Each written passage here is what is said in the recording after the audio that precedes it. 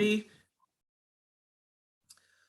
All right. Well, hello, everyone. Welcome to another edition of 1+1, your place for inconvenient truth-telling and myth-busting.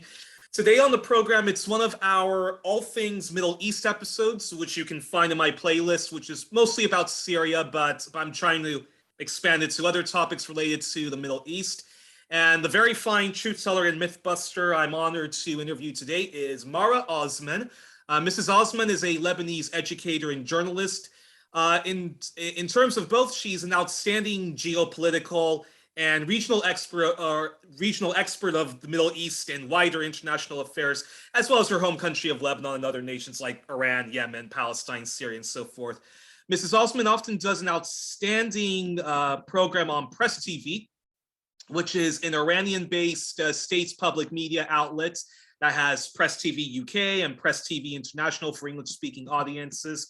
Criminally underrated and criminally overlooked outlets, and she's been a guest on programs as diverse as Press News' Mincast, the Ron Paul Liberty Report, and the always robust and fast-paced and way too short Crosstalk on the now censored RT. So without further ado, Mrs. Osman, thank you so much for being my guest, especially on the month of Ramadan.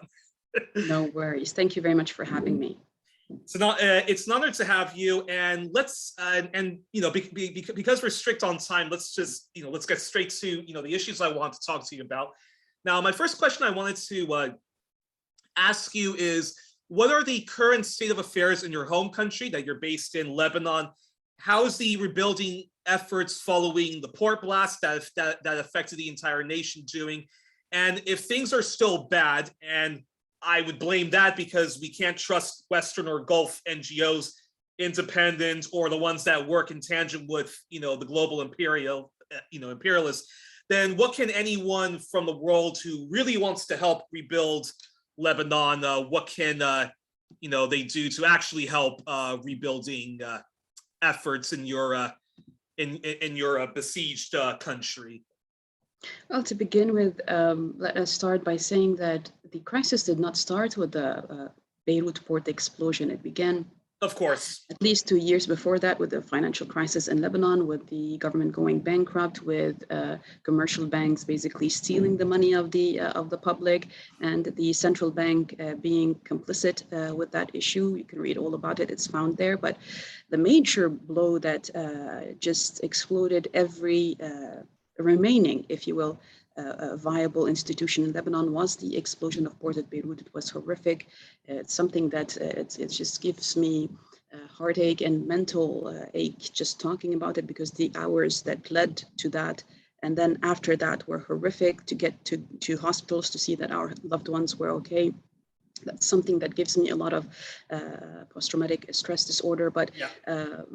What happened after that is, up until now, even the official investigation is not out, despite the fact that we did have reports about satellite images from Russia. We had help from France, even the United States offered help through the FBI. They all made reports within less than a month from the port explosion. But up until now, still, the loved ones of those who fell as victims of this explosion are still protesting to know what happened to their family members, to their loved ones, and at least to have some sort of closure, to know who to, if they want to sue someone, who should they sue. But I don't think that it's very complicated, because you need to look at who is in charge of the port and how it ended up like picking one of the warehouse number 12 at the port, to be a place of storage for such a hazardous explosive material to begin with. So you have to just look at who gave the orders, who allowed them to stay, and what judges did not perform as they should. And it was 3 judges, to be honest with you, 3 consecutive judges whose file of these ammonium nitrate was at their desks, and they chose to just look the other way, because not just negligence. There is corruption in it, because the amount of nitrate that entered Lebanon in 2013 and then docked, because it stayed on board the ship, and then in 2014 they put it in warehouse 12. Since then, the amount that entered the port is not the amount that actually exploded, because if it were, there would be no more Beirut. which says that, which implicates basically that implies that it implicates the people who are responsible for the warehouse, and it implies that they were selling it. They were making financial benefit from it. So there's where you should look. But as if you don't know, Lebanon is a highly politicized, highly sectarian country where everything is according to sect and religion and political affiliation. And so is the justice system in Lebanon. So, and if one falls, an entire domino effect will happen and others will fall. So everyone's protecting everyone at the level of the regime, which has been since not the 90s, basically, it has been since before the Lebanese Civil War, before the 1975 Civil War. And so still ongoing after.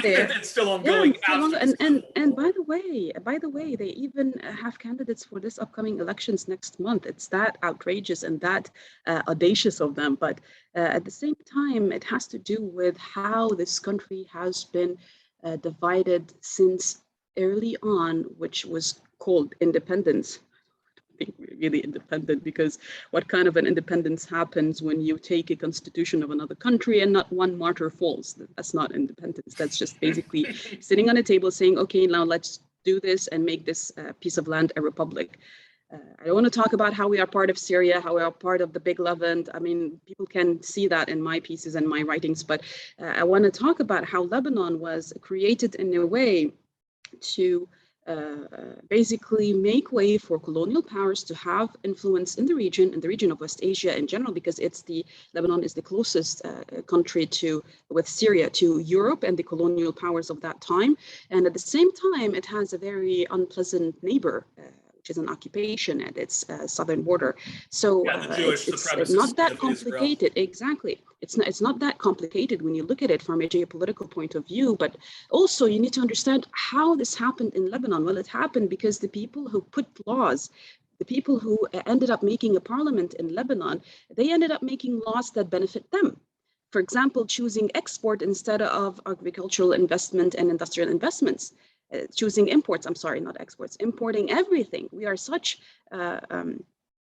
a consumer-based society that we literally make nothing at home, and we are capable of doing so. We have a great field in the Baqa.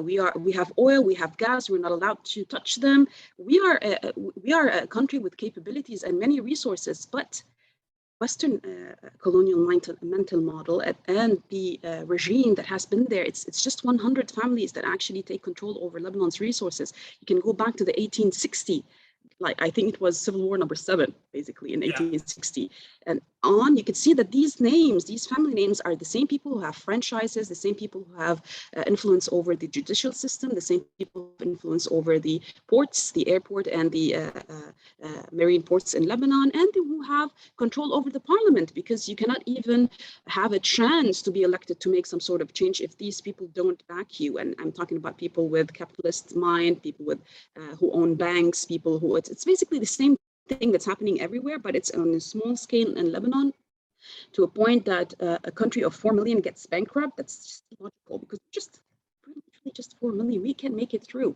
But when everyone has a mind of this resource belongs to me, then nothing will be left for the country to manage. So bringing us back to the port explosion and how this happened, and about the level of corruption involved in it, China was the first country that offered to rebuild, and to rebuild it without money, based on a system of a BOT, where they can make everything happen and basically run it for us until we cover the expenses, which for me, I think is very efficient. A country like China doing that would be very efficient. But obviously, Aukar, which is the base of the US Embassy in Lebanon, did not accept that.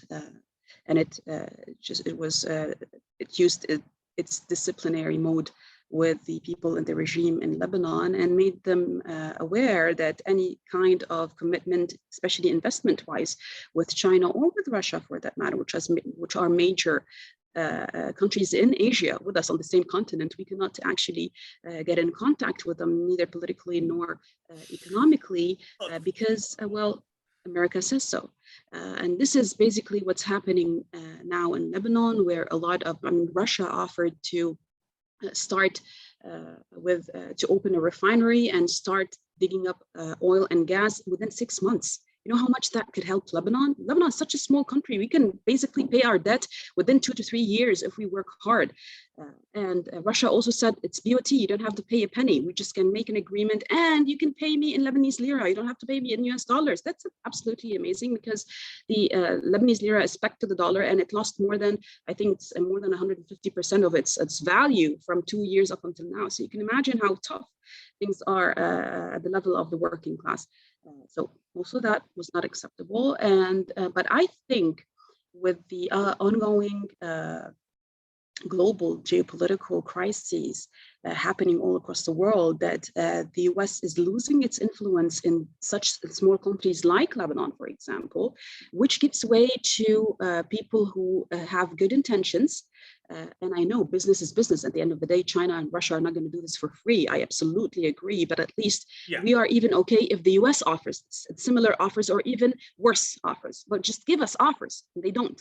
They don't want us to update our country, basically. They don't want us to change the system of governance in our country. And that explains why several times the US ambassador would basically have official statements saying that the Lebanese governor of central bank is a red line. I mean, who are you, little Miss Aukar lady, telling us that we cannot put on trial a man who was accomplice to commercial banks in stealing people's money? You just woke up, you cannot access your money anymore. Can you imagine what happens to pensioners? Can you imagine what happens to people who are investing in their country, working hard for years and years and decades outside and trusting their country's banking system?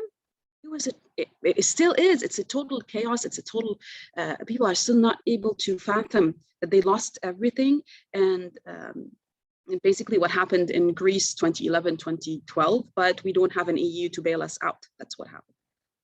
And even if you did have an EU to bail you out, it's a Western. It's a pan it's a pan-European imperial project as well. We did have a pan-Arab project that would bail Lebanon out because Lebanon is such a small country that they can actually help out and bail us out, but they chose not to because they have a certain list of policies and regulations that they make. They wanna invest politically in Lebanon to make sure that we follow suit with their political project in West Asia, basically by normalizing with the Zionist Israeli entity, which is never going to happen. I mean, the people that we buried are not just dust; these are family members.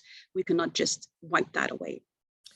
And that's a perfect segue to the ongoing pandemic, the ongoing coronavirus crisis. Now, I don't know in Lebanon, the Middle East, if you've been experiencing what we've been experiencing in the West. No, absolutely not. Yeah, it would be crazy. I mean, yeah, we are a lawless state. We are a failed state. But at the end of the day, if the government wants to impose something on the people, mind you, they will break the government. No, that's absolutely unacceptable. But people here. Look, we acknowledge that there was a pandemic, people were dying, and we acknowledge that several of our trusted medical professionals said that, well, okay, we do need a vaccination, but they were very honest with us as we don't have real data on those vaccinations. We don't really have, because we need at least 5 to 10 years to experiment to see what effect will that be. But according to certain percentiles, we think that it would be okay to take certain vaccinations, for example, like the Sinopharm and the Russian Sputnik, and we even had Pfizer vaccinations in Lebanon, but it was a nationwide campaign that really did not really work, because at the end of the day, you can't really get older people who believe in treating their own selves with herbs to come and take a vaccination. That was very, very tough, but it hit us hard in 2020 and mid of 2021, but it's been, I mean, non-existent for the past, since the beginning of 2022. People have gone back to their lives normally. Certain areas just decided that we do not need masks anymore. Schools are back normally. We are living, well, I mean, based considering it's Lebanon, we are still living a normal life despite the political and economic hardships. But pandemic-wise, the crazy stuff that was going in the West, no, that never happened here. And I trust that they will never happen here. Because look, so you haven't had like the freedom no. convoy in Canada or a lot No. of the No, anti-vax fundamentalists. we had convoys. Anti-maskers. Yuri, we had convoys of people stacked up in front of gas stations with no petrol. We had lines and lines in front of bakeries. We really didn't have time for the pandemic. And people, look, they were taking precautious measures by not visiting old relatives and stuff like that. But I mean, how committed can you be to certain measures of policies and procedures of to follow a pandemic when you can't find food to feed your family, when you can't find petrol to go to work, when you can't have electricity to, I mean, I have 4 forms of electricity in my house just to ensure that I keep giving classes, whether online or continuing my work, because you need internet to survive in this postmodern world. So I have 4 forms because we don't have electricity, because we don't have fuel for it. So I have like general generator. I have the government electricity, the grid. I have general generators, motor generators that actually they used to give us 24/7 of electricity, but because of the explosive prices in oil derivatives and fuel derivatives, they just figured that they could cut on electricity certain hours during the day. And I have a battery linked to a UPS in my house. And I recently also installed solar panels to ensure that I at least have, when I don't have electricity, at least I am capable of using my laptop, or at least if any of the family members need urgent medical treatment with their inhalers, or that I can provide that for them, and to make sure that just life goes on. Because you can, when you have a live, when you have a show, when you work in TV, you can't basically postpone anything. And when you are a university assistant professor, you need to follow up with your students on an hour-to-hour basis, and it's tough without electricity. So you're talking about this Western, basically typically Western problem, postmodern problem, when we did not have that at all. We literally had like 1 week of the government trying to impose a certain lockdown on cars. Like they could, there was no total lockdown. They would say like odd numbers, odd plater numbers could go MWF, Monday, Wednesday, Friday, and even car platers can go Tuesday, Thursday, and Saturday, and Sunday is a complete lockdown, unless you are a physician or you work in certain governmental facilities. That worked for like a week and a half or 2 weeks, and then no one, just it broke by itself. Well, it sounds to me, because I was going to say to you that if Lebanon is dealing with the pandemic badly, and if there are people who are very vax hesitant, then shouldn't Lebanon, just like I always keep saying with every other country, that they should have 6 to 7 month lockdowns until they feel a safe vaccine is safe, but give people a universal basic income, compensate people's businesses that have to close down, bail out the people. But of course, yeah, you could probably do that in a Russia, you could probably do that in a Venezuela, absence of sanctions and stuff like that. You could do that in Canada, but you can't do that in a place like Lebanon because of the Gulf imperialism, the Western imperialism, the inner sectarianism that's constantly going on. I mean, your words, not mine. You said Lebanon is a failed state, so we are a failed state. The government 2 weeks ago announced its bankruptcy. I mean, what more do we need to acknowledge that we are a failed state? Because a failed state is a state that cannot provide medical care for its country, for its citizens. We don't have that. We used to have that. We used to be the best country in West Asia with medical care. A failed state is a state that cannot provide people with education. They cannot provide people with pensions. They cannot provide. They're providing zero. They're actually they took our money. That's what they did. They stole from us. So we are a failed state. We never were, to be honest with you, a complete institutional state, because we are always dependent on external foreign powers.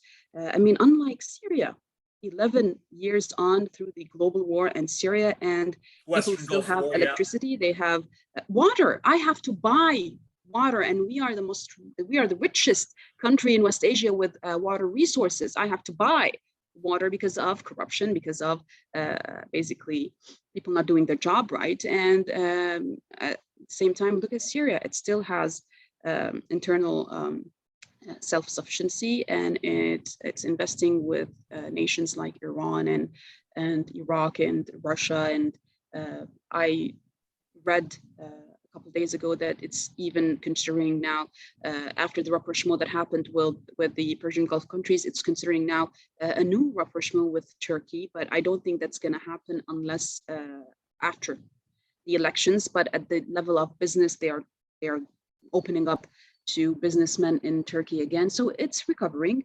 And even throughout the war, it was still not a failed state. You still had institutions working, not perfectly, obviously, because some parts of Syria were cut off from the mainland, from the main capital, from the institutional, from the central institutional facilities. But at the same time, Syria is a very decentralized government where each governorate has their own way of dealing with their region's resources.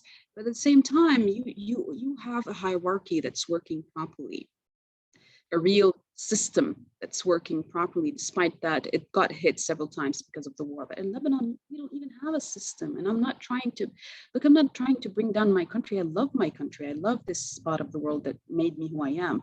But I mean, we have to acknowledge that we have a problem in order to solve it. But then before I get to this question about, imperialism, Western imperialism and Gulf imperialism, but then the follow-up question then to all the stuff that you were just explaining about Lebanon is, if people wanted to help, genuinely wanted to help, and didn't have the white person's burden syndrome or anything like that, then how can one truly help out Lebanon given the horrible track record of Western NGOs and stuff like that?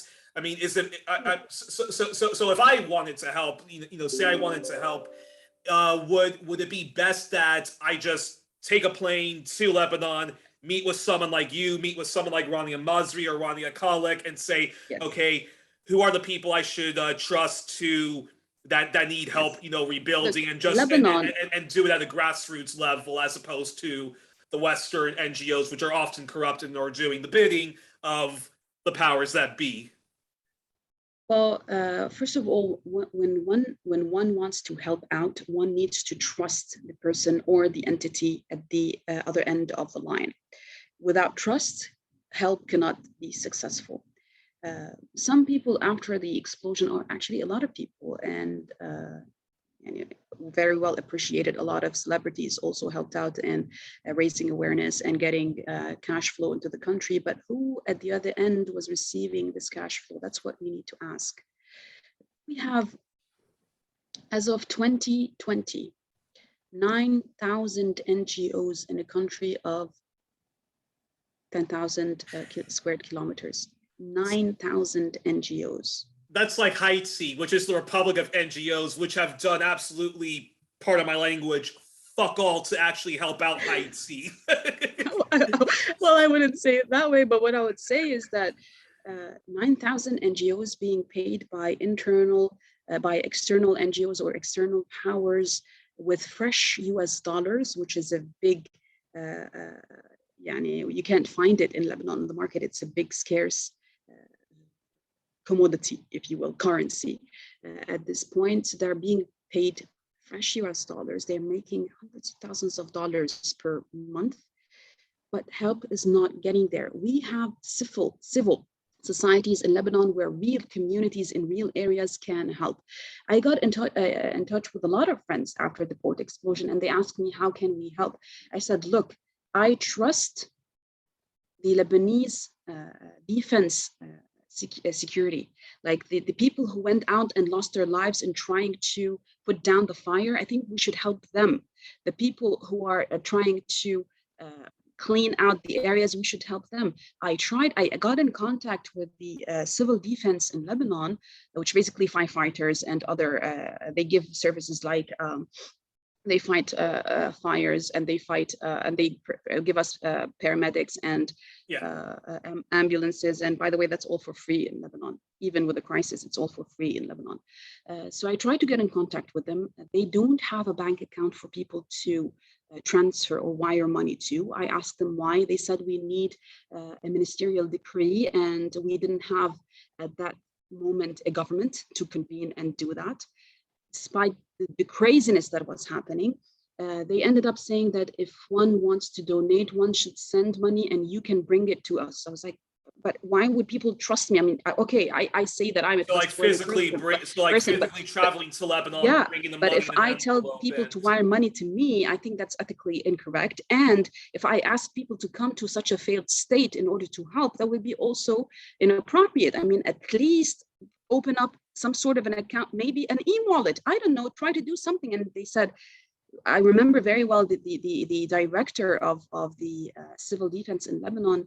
She laughed such a sad laugh and said, Marwa, you're asking me to open up an e-wallet, and I cannot even pay for my full-time employees because the bank took over our bank account. And you're asking me to be, we don't have the facility. It's not that easy. And everything, it's so bureaucratic that even if you want to do something as simple as that, you need like 10, 15 signatures to do so. And they won't accept it because they want the money to flow into the foreign-backed NGOs. And these NGOs are the main variable for regime change everywhere. And I don't need to talk about it a lot. You could, I mean, look at Ukraine. Look at Georgia.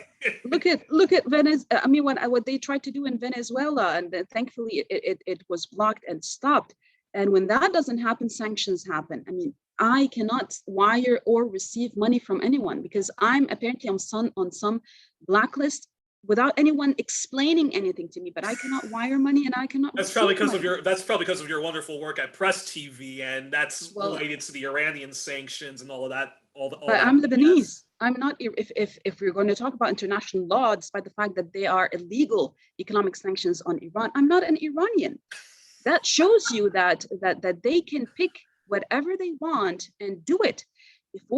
I think it's good that at some point they had sanctions against certain political affiliates and certain firms in Lebanon. I mean, we have a firm for the resistance. It's called the Martyrs Institution, and it takes care of the families of the martyrs who fell in the fight with the Zionist entity. They blocked it from having bank accounts. They closed its accounts in 2018, just 1 year before this whole thing happened, so which allowed them to manage without having bank accounts, which allowed them to get their money before the money was actually taken by the central bank. So I think the sanctions at some point were something good to make sure that the families that are getting a benefit from these institutions remain getting the benefit from these institutions because they don't have any other way or source to live day to day.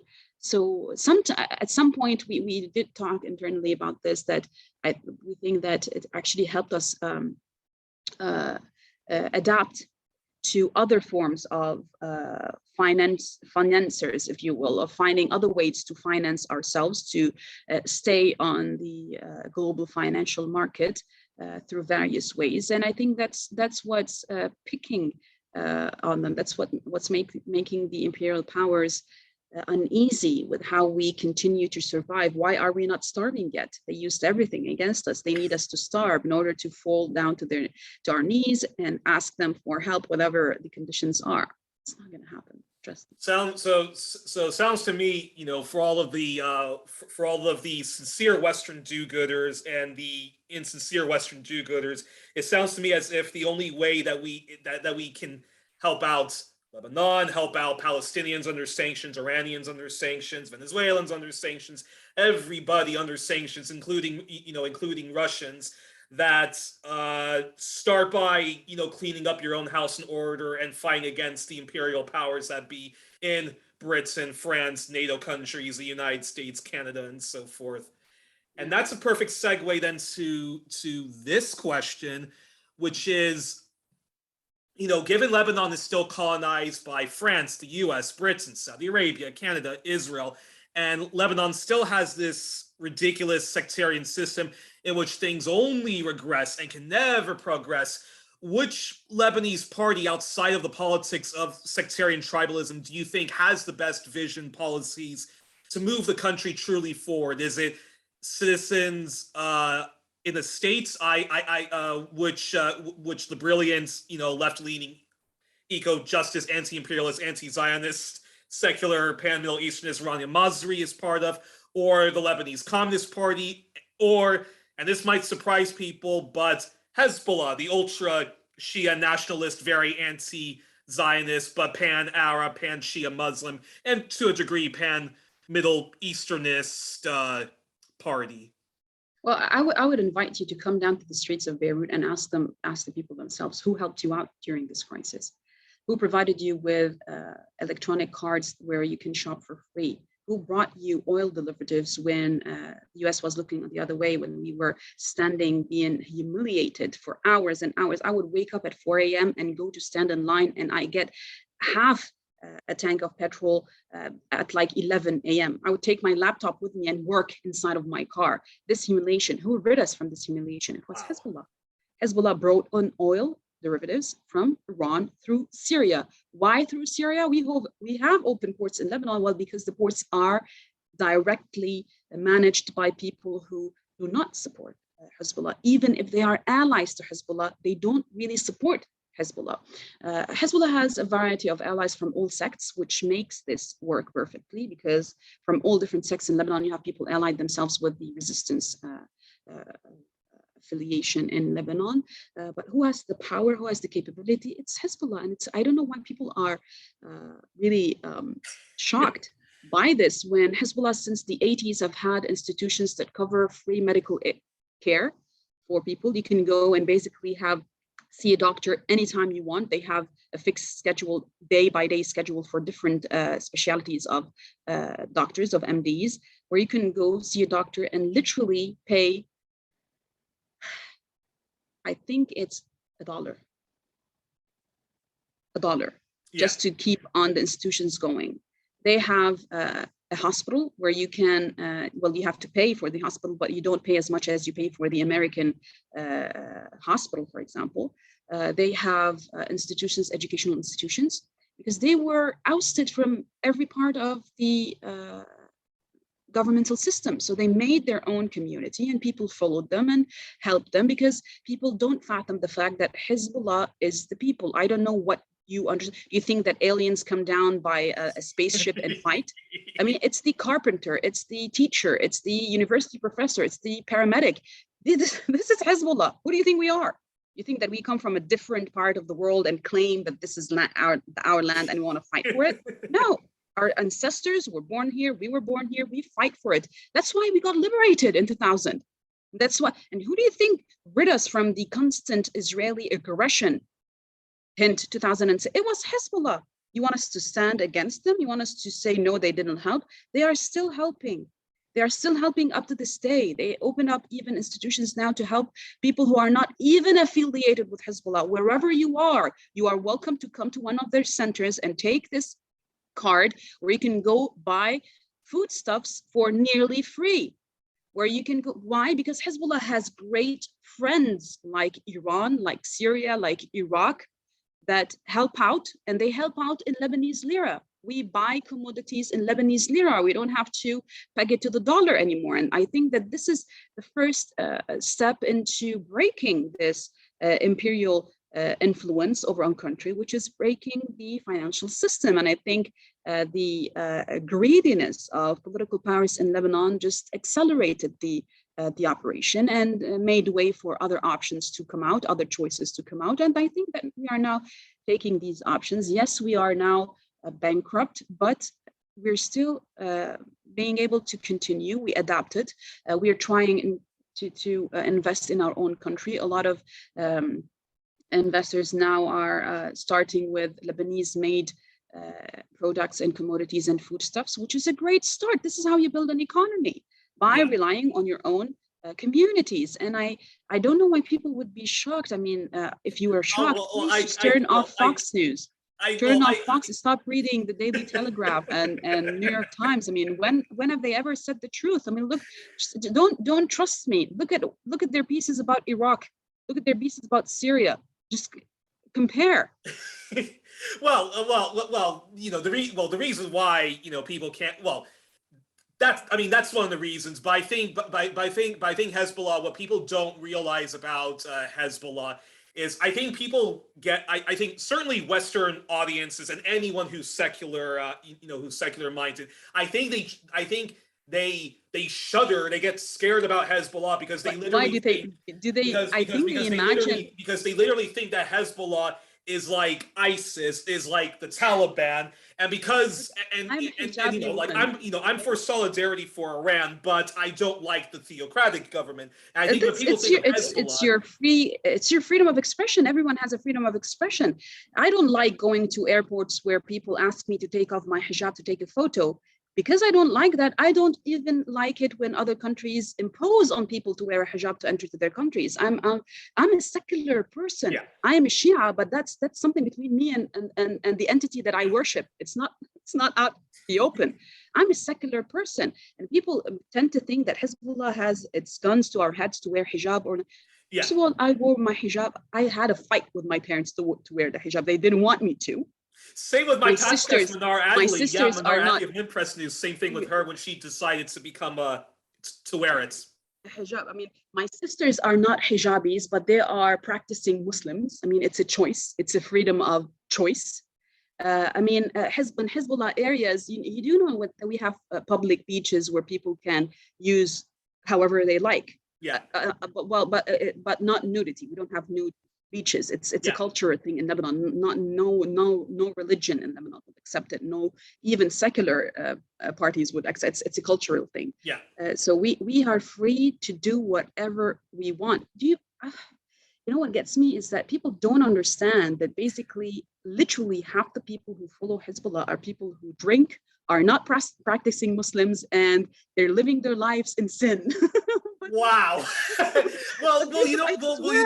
It's funny that she mentioned that, but it's very funny that she mentioned that, because I remember way before I even started to become much more better informed on Lebanese history, Lebanese politics. But I remember, going on Wikipedia and reading about Hezbollah's political manifesto, and when Wikipedia, when you read it, at least on Wikipedia, you're very surprised by actually, you think to yourself, wow, actually, okay, I may not agree with the Shia theocratism, but when it comes to, we want all foreigners out of Lebanon, we want all imperial powers out of Lebanon, we want Zionism to stop meddling in our affairs, we want America, the French, to stop meddling in our affairs. That's the 80s manifesto. You should see the 2009 updated manifesto where Hezbollah began, because through experience you learn what you should change about yourself. And what they chose to change is that by saying, look, our Shia ideology, our Islamic ideology is within our own system, and they have every right to do so if people are accepting it within their own system and within their own institutions. I mean, how else do people throw themselves as martyrs if they don't have certain ideological background? I mean, you could be a non-believer and for a certain cause say that I want to become a martyr for it.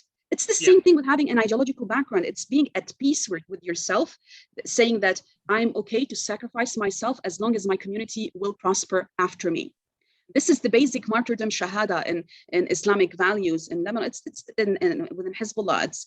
It's basically found in every other anti-imperial resistance faction or resistance power all across the world, in Vietnam, in China, in India, in Venezuela, in Chile, all over the world, in Africa, especially in the countries that are still infested by imperial powers in every side of Africa, basically, especially if I want to talk about the Arab countries, the northern Arab countries like Algeria and Tunisia, who fought heavily with the French imperialism.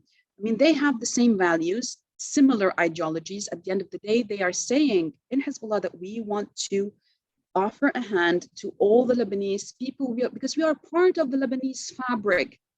They try, the imperialists and their mainstream media tries to portray Hezbollah as an extension to Iran. What they don't understand in Islam, and especially in Shia Islam, is that we don't differ in nationalities. We are all one. And why on earth is it halal for you, imperial powers, to have coalitions of 82 countries to come and bomb Syria, but we are not allowed countries in the same continent to stand together and have a military, political, and economic alliance to face you?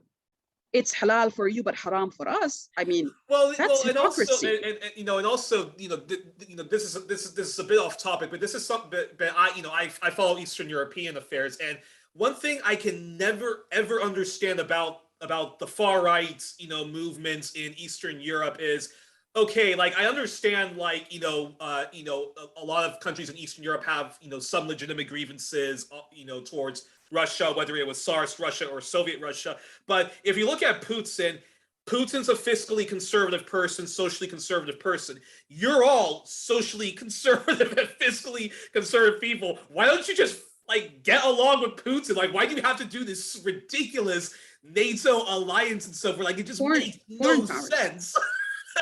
Because of foreign powers. I don't like any of them because I am a left-winger. So for me, to see all these right-wing and capitalists fighting each other, it just doesn't make any sense. This is what got on the nerves of imperial powers and Gulf powers in Lebanon, because they saw the full hijab. I'm not committed to hijab the way, for example, Hezbollah women are committed to hijab. They have a certain way of wearing it, and I fully respect that and I admire that. But I have a free will to wear it however I find it necessary. But what brought them to a certain point where they cannot understand how this is happening is by seeing communists walking shoulder to shoulder with Hezbollah supporters against Western imperialism, against financial dependency on the West. They cannot, they say, well, you're a communist. We are, if someone is a communist, is a left oriented person, why does he have to stand in the face of another political party who happens to have a religious identity? They're fighting literally for the same goal: liberation, whether it's in the land and political decision making or in economic affiliations. Why should we care if I'm a hijabi and my friend is not? It's I'm not going to walk with you because you're wearing high heels. It's the same thing. No, we share the same goal. We're going to walk this through thick and thin. And I think this is why they don't understand, because in the West, it's absolutely, you would never see a conservative aligning with the left. But here, you could always see it, because what brings us together is the fight against the imperial West. Wow, that's incredible. And that's a perfect segue then, getting off Lebanon for a moment, but Lebanon is the last thing, I do want to ask you about, is I then have to, briefly, if it's possible, can you talk about the impact of sanctions on Iran? Because you work for an Iranian media outlet, Press TV, which I think is criminally underrated and very criminally overlooked. And Press TV, we talk about censorship and stuff like that. RT and so much of the Russian affiliated media have been absolutely censored, and that's happened to Press TV UK many times. So I'm wondering, so briefly, if you can you explain what are the impact of sanctions on Iran, how Yemen is faring with the still ongoing Western Gulf genocidal war, and briefly, if you can talk about those two things. Youri, first I wanna explain something from my point of view. Is terminology that we sometimes use is imposed on us by imperial mainstream media that we end up using without even thinking about it. Like, for example, Iranian affiliated or Russian affiliated. Well, is CNN a US affiliated? What is CNN? What is BBC? BBC is it gets paid Straight by media, the citizen taxes. It's secular Church of England, I call it. Exactly. So it's basically people in Iran who have a TV station, like people in the US have a TV station, they have a right to express themselves. Both ways, they have a right to express themselves. But they use these terminologies to try and like incriminate us or make us feel that we are doing something wrong because it doesn't move along with the Western narrative. But in Iran, talking about the sanctions, I visited Iran. I actually had my New Year's in Iran I had a conference commemorating the second anniversary of the martyrdom of General Qasem Soleimani, and I went there to attend it. And I went to Kerman, the birthplace of Soleimani, and I went to the shrine where he is buried. And I was blown away by the people, by the society, by the community. And just being there, standing in the cemetery and looking at more than 2,000 plus martyrs who gave their life to defend their country was very emotional.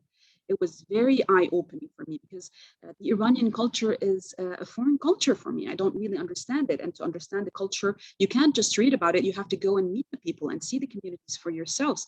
And it was my second visit because my first visit was in 2017 and I had a big conference and I didn't have time to mingle with the communities. But this time I was amazed that they are doing great, that their economy is getting better year by year, that the sanctions, yes, they are very much affected by the sanctions, but that allowed them to open up to new options and new choices with other countries across the world, especially in their part of the world in Asia. And I was also amazed.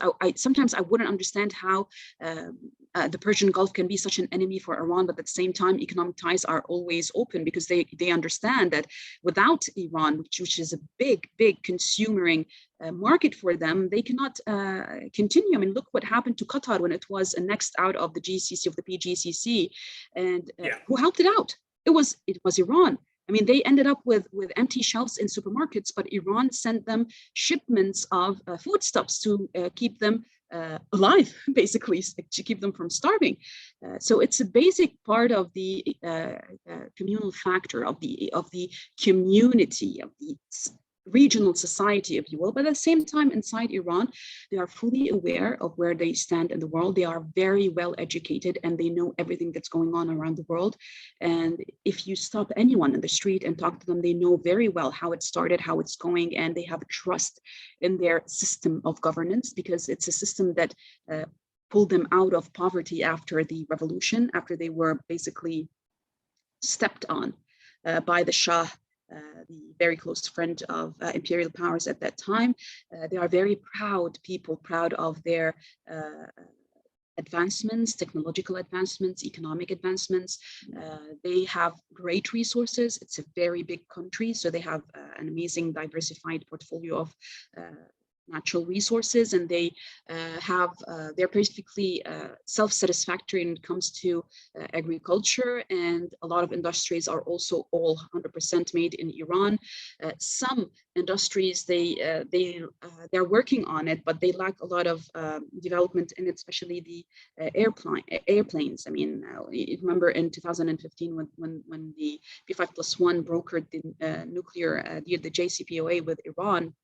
First thing that Iran did was sign a contract and fully paid for 100 new commercial planes from, what's it called, Boeing. Yeah. And they ended up not delivering. They got the payment, they didn't deliver. Why? Because it's the US. That's what they do. This is what global corporations do when they impose their policies on the world. Because they have a lack of development in that specific area, but in other areas, medically speaking, it's one of the top. It has one of the top medical institutions in the world, basically, and it's for free. Education, they lifted the rate of illiteracy in Iran. From it was I think it was a 12 or 14% literate country in 1979. They pushed it in the early 90s to 96%. They allowed the women into high-ranking positions, positions that women never got in the time of the Shah. Even though he was a secularist. That's what he says.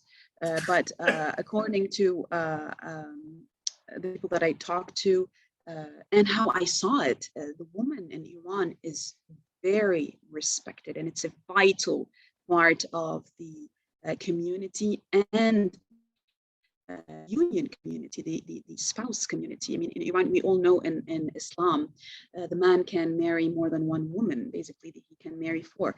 They are very much progressive in Iran, to a point that if a man wants to decide to take that step, he has to get a written consent from his wife, because she has every right to say, no, I don't accept becoming having a second wife. Mm-hmm. So that's in Islam, that's very progressive, because you have other countries that don't do that, and other countries where the woman is still being treated as a second-class citizen, despite the fact that Islam and its preaching and its teachings, it doesn't have that. It doesn't have that. I'm a fully Muslim woman, and my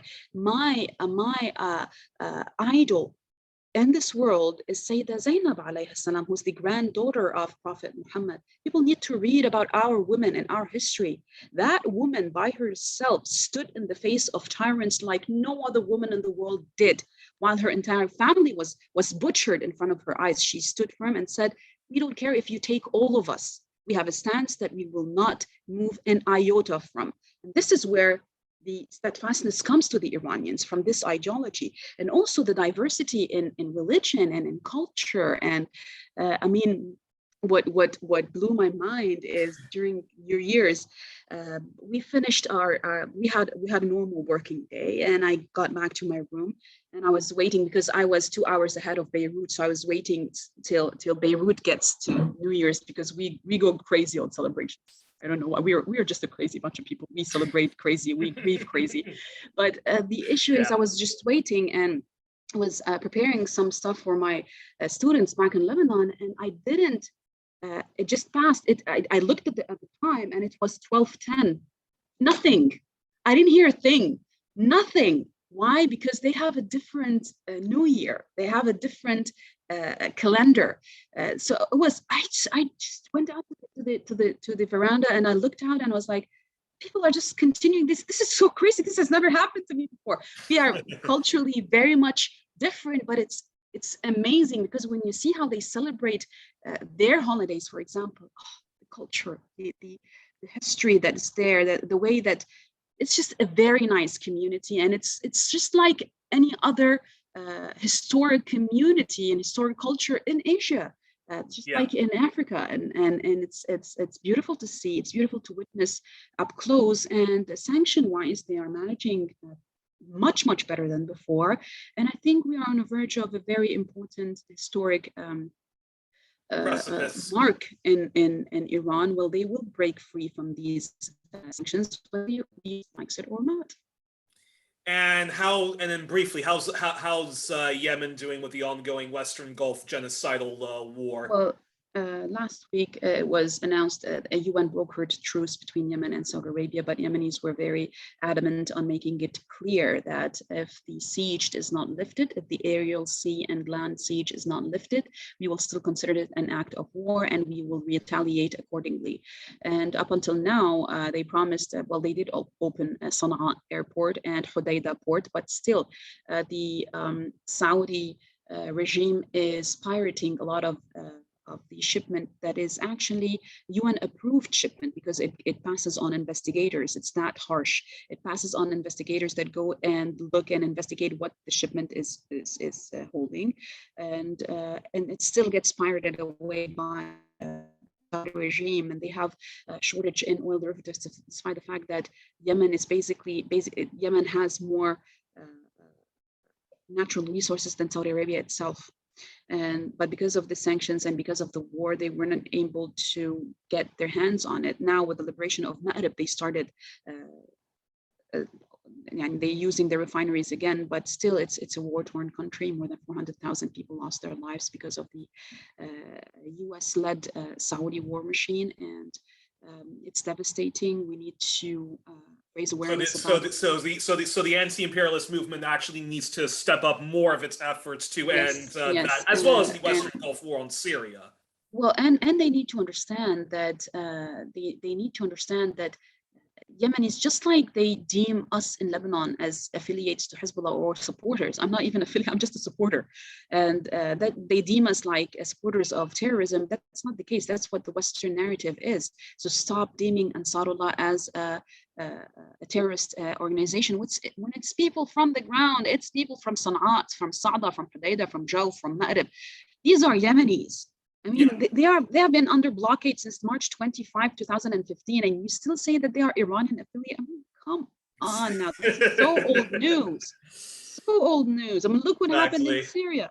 And looks what's going on in Syria is really, really like eyebrow raising, like now, like me right now, No, because this morning we had attacks against. Syria.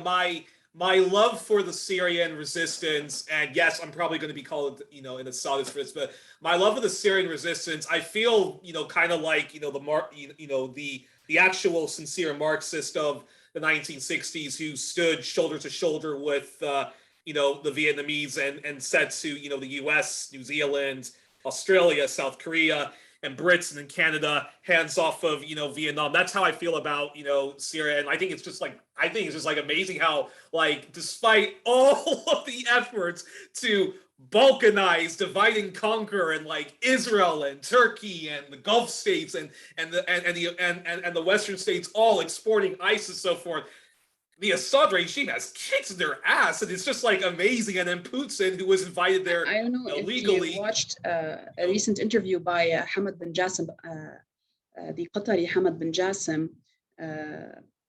Al Thani, I think his family name is. But anyways, Hamad bin Jassim had a recent interview where he said that we had a special council that includes a lot of people from the region on board, especially the Saudi Arabia, Jordan, United Arab Emirates, and Western powers on board, which basically means also Israel on board, where they had a budget of 500 billion US dollars to break Syria, and they were not able to do so. You know what 500 billion can make to Syria, Lebanon, Palestine, Jordan? They can basically carpet bomb us and build us again. That's what they can do. And they were still unable to achieve it because there's a will of a nation. I mean, Exactly. as if they don't read history. Aleppo is 10,000 years old. How can you break a community from their ancestral line like that? It's not going to happen. You have Pan-Arabism. Despite everything that happened, you still have Pan-Arabism in Syria, which I admire very much, because it says basically that we as Arabs share the same language, share typically the same ideologies and the same culture and history. We should stand together in the face of any foreign intervention. And I admire that after all that happened and after all the punches that Syria received from neighboring Arab countries, they are still willing to open their arms for their Arab brothers and sisters. And this is very important, because Yeah. Syria is a country based on diplomacy and on economic ties, good economic ties with everyone. I mean, it was self-sufficient until 2009. They had zero debt, zero external debt. I mean, it's a very well-functioning society and governmental institutions. And at the same time, I mean, just this morning, I woke up and I was reading the news. This morning, it's like 2 a.m.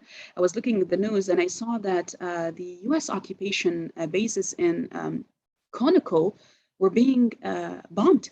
They were being targeted.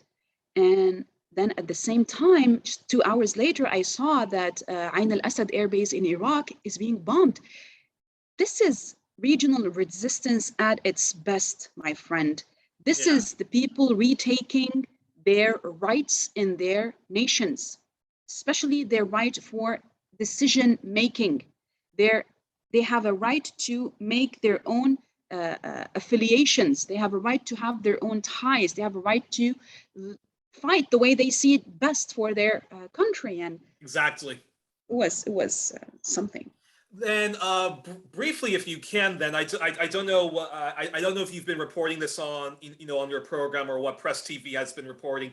Can you talk briefly about what's going on in Jordan between this infighting between the royal family, because Jordan is often depicted as one of the more progressive minded Gulf monarchs, and the late king and his widow Queen Noor, they were often depicted as allies to the Palestinian people. So for a lot of people who don't know too much about Jordan but just know that superficial narrative, it's quite shocking to see what's going on between this infighting between the royal family. And is Imran Khan in Pakistan, is he falling victim under a Western-backed efforts to oust him?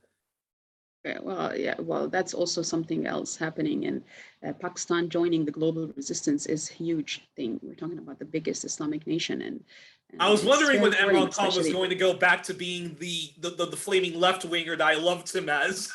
Yeah, and I think that he's doing a great job, and I think Pakistan is showing the world what it means to have a free will, and I highly respect that and appreciate that.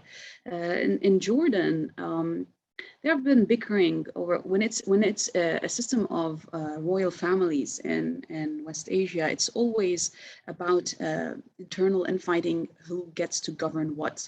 And it's just as similar as what goes on in the UAE or in Saudi Arabia, for that matter, or in Kuwait, for example.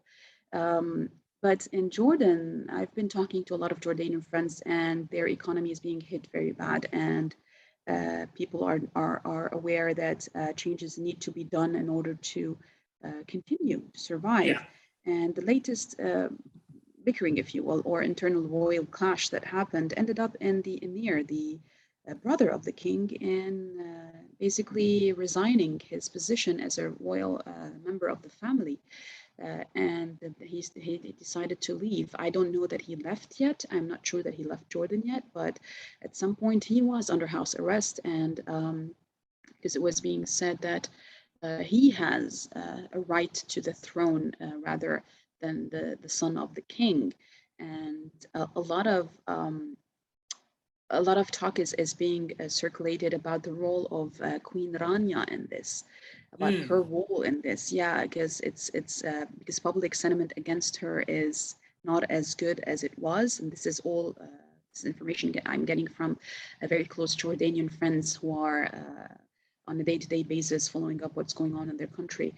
So it has to do with the role of the queen and what she is planning for her son, and what the brother of the king is doing. Where he decided, he said, look, I'm out. He did what Harry did. He just got out. And I'm not sure if he's going to be safe or not, but that's not for me to say, to be honest. But I'm pretty sure that if he leaves the country, this will have a shockwave internally in Jordan, and we might be at the beginning of real change inside of Jordan, because we saw the protests when normalization was happening, how people got down to the streets and were protesting against normalization. They were protesting against the new agreement with Israel concerning water projects, and a lot of people were incarcerated. They were taken to jail without any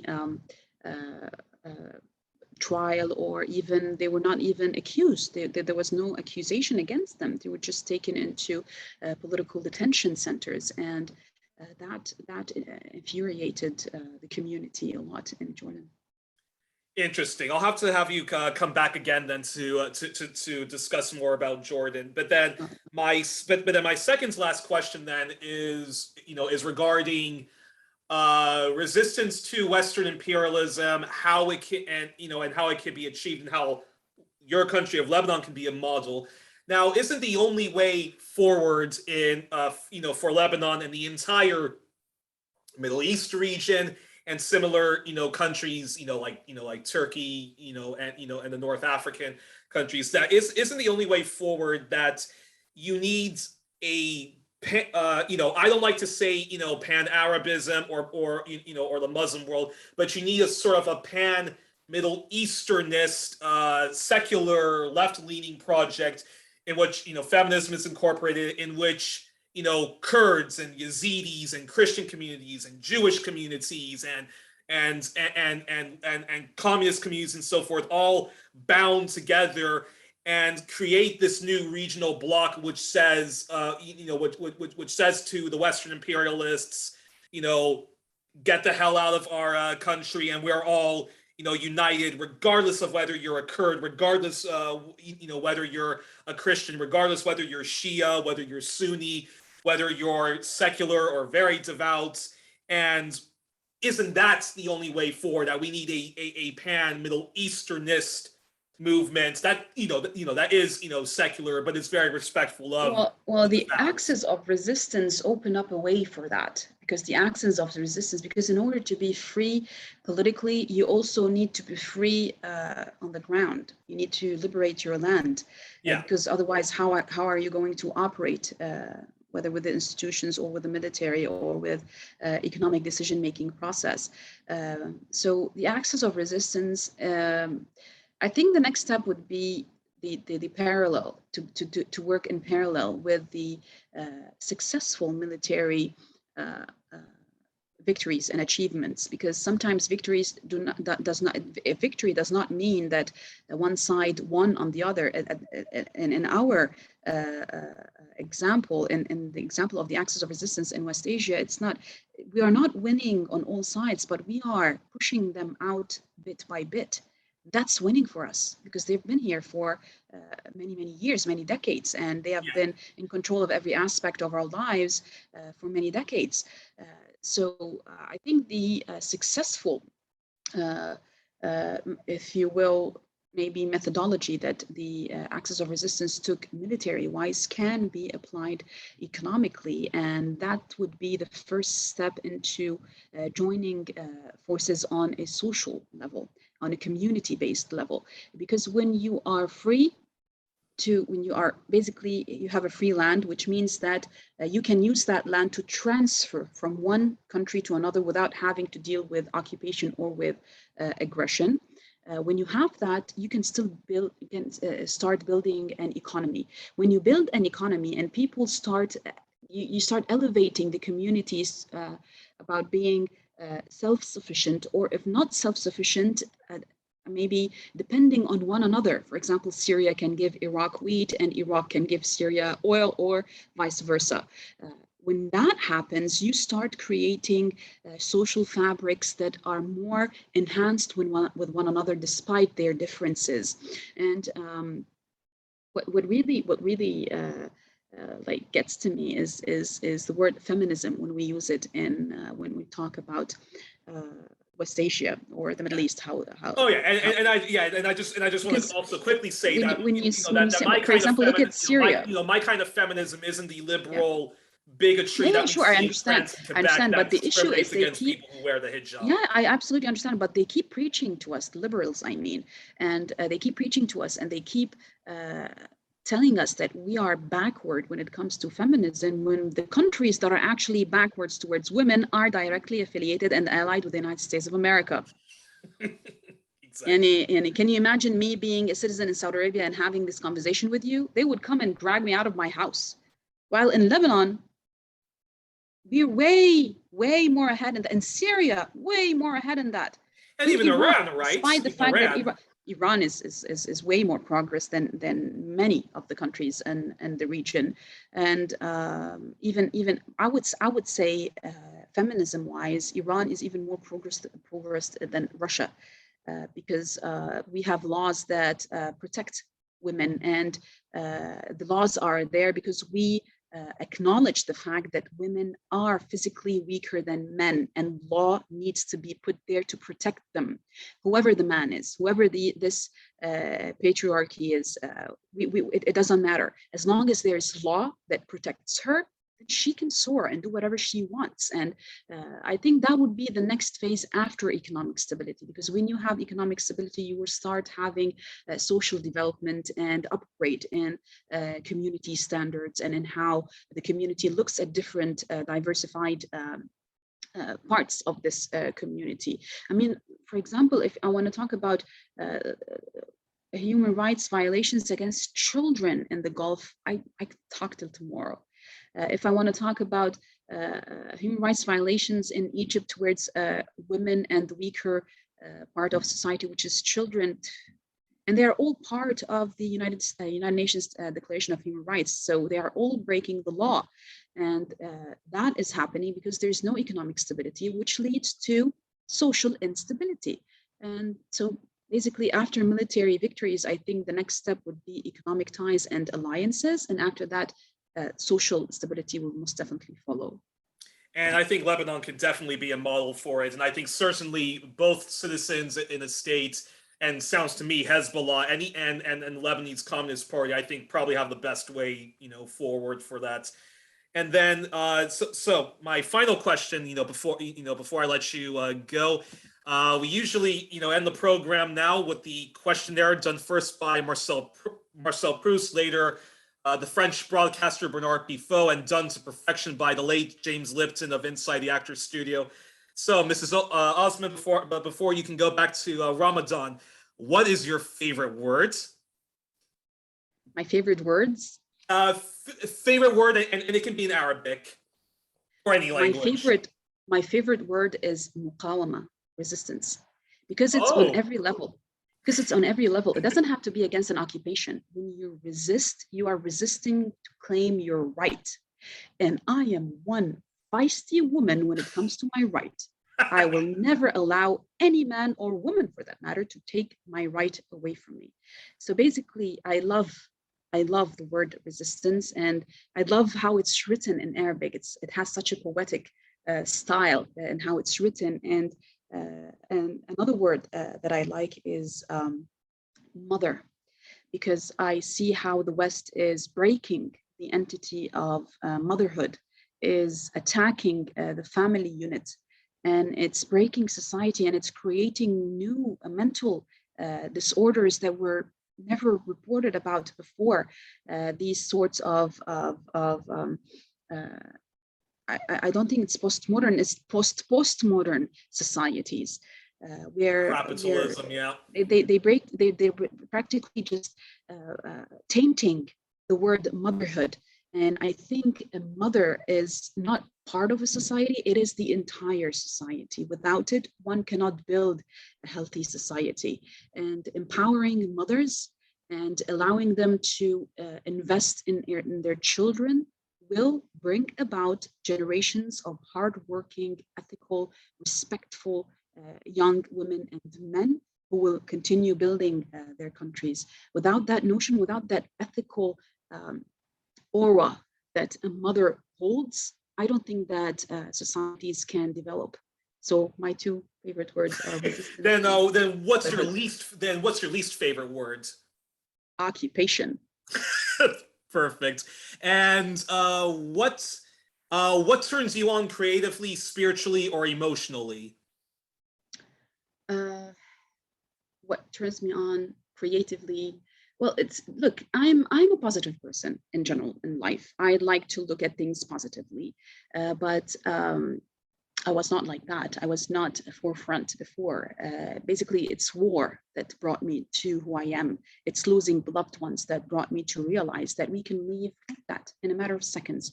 We need to leave behind a heritage that is a respectful heritage, that is a heritage that has good intentions.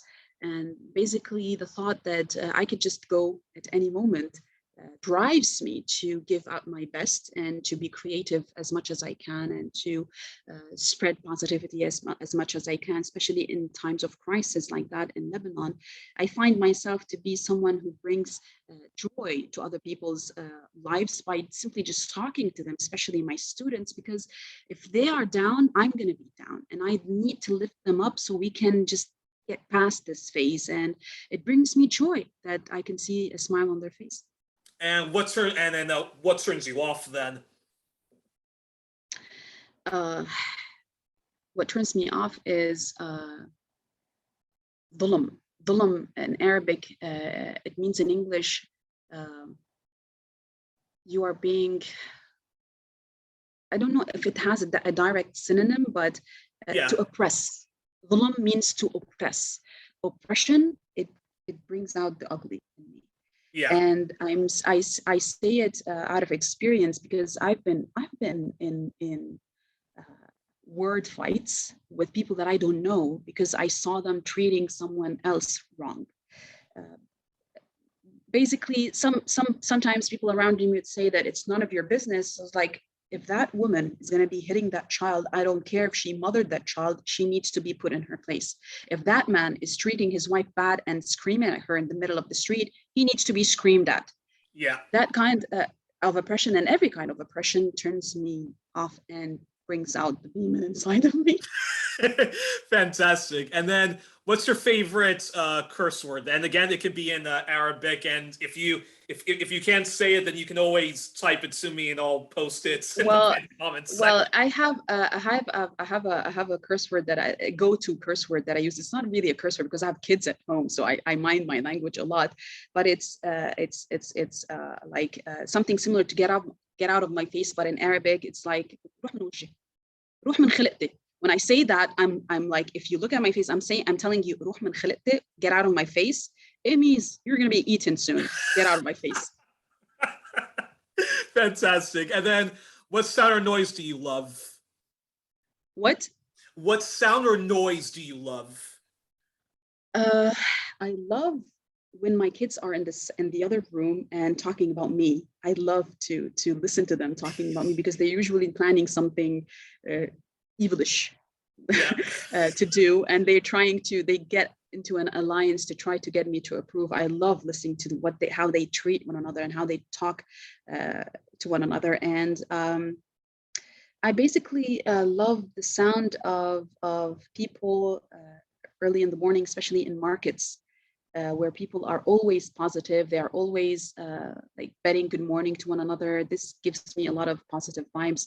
But basically, like sounds like my children having fun or talking or planning something is one of my favorite things to hear. Then what sound or noise do you absolutely hate? I hate all sorts of horns, and I hate all sorts of horns. Yeah. And I hate the sound of F-16 jet plane, because it reminds me that at any moment a bomb could drop. And that was horrific for me because last summer we had bombing just 500 meters across from my house in the village of Yemen on the border with occupied Palestine. And it was the first time that my children got to hear that. And it was very traumatic for me because that was the only thing that I wanted, is for them never to live what I lived through. Mm-hmm. And it was also because we were just out of Saif al-Quds operation in Palestine, and we had hundreds of martyrs in Gaza. And I just kept thinking about how the kids were thinking during that time. An F-16 jet fighter is one of the worst noises you would ever want to hear. In Canada, my comrades there are campaigning for the Liberal government and the NDP leadership not to buy the F-35 fighter jets, and it stuns me. How can you? And I always say, you can't be an environmentalist, let alone an eco-socialist, and support any kind of militarism and whatnot. And yeah, I also can't stand the sounds of war. Then, if you weren't doing what you're doing, which is being an educator and a journalist, what profession other than yours would you like to attempt? Pianist, because I play the piano, but it's more of a hobby. But I would definitely go for pianist. Nice. And then what profession would you absolutely not want to do under any circumstances? Lawyer. Lawyer? I cannot do that because I know at a certain time I will be faced to have a case that would be against my respect to myself. Yeah. And I might be pushed into taking it. No.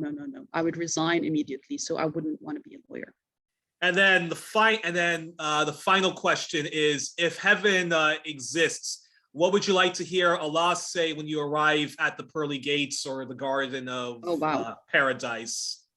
I would like to hear them, kid, it's all over. Come in. All righty. Well, we were joined on this fantastic edition of 1+1 with Mrs. Marwa Osman of Press TV, and she's an educator also at a Lebanese university. Mrs. Osman, you have a very, very fantastic Ramadan. I will continue to be in touch with you because I would love to have you on as a regular. And here's hoping with our correspondence. I hope I can visit Lebanon and help out with the People Power movements there. I would love to have you over and show you around. That would be a privilege to show you around and to get you to meet whoever you need to meet to understand the fabric of Lebanon. It's been a joy and a pleasure to be with you, Youri, and I hope you're the best always in all of your work. Likewise, and power to the people, death to colonialism and settler colonialism, which is Zionism. Definitely. All right. Peace and serenity to you. Salam.